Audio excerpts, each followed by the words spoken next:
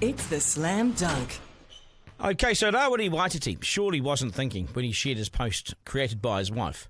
Or worse, maybe he was. He knew exactly what he was doing. That's what I subscribe to. Let's just cut to the chase and see it for what it really is here. Here it is, and have a look at this. We'll put it up here. Kiri Tamahiri Waititi shares a photo of her husband and Te Pāti Māori Kaurira Waititi trimming the grass at their house. She captioned the photo, you can see this for yourself, home after 3 weeks away, lawns had a big rest and are now taller than me. I told him to just behave as though every piece of grass is a David Seymour, Tamahiri Waititi said. The lawns are getting a good effing hiding. Now, the Te Pāti Māori leader then reshares it on his own Instagram story. That's an hour later, straight after that.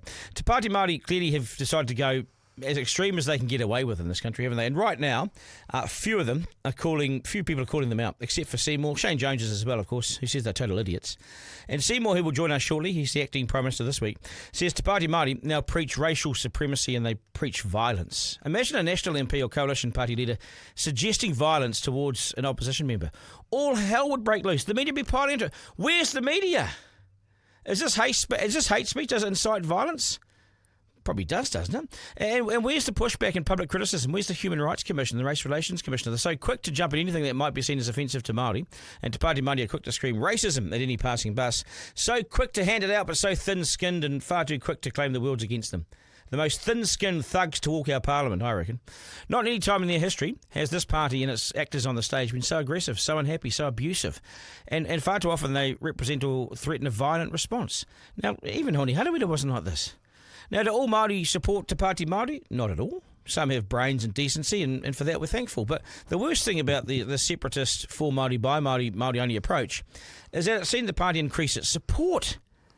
Buoyed by that, the co-leaders and the blind followers have only upped the ante. And the arrogance and the threatening language. But they've got completely offside with Pākehā, New Zealand, who find this whole approach odious and vile and unsuited to public office. We hate it. The silence from the media is worse than deafening. It's gutless and worrying. Where is it? Where is everyone? The agencies who should be all over this with their condemnation are at lunch or in hiding or both. But bugger it, someone's got to stand against this nonsense, and there's no future in this country if we're divided and at war with each other. I'm making no friends in the Māori world speaking out like this. I'm being told that, but it's too important to me to stay silent. People say to me, why am I doing this? Because it's too important to let it slide.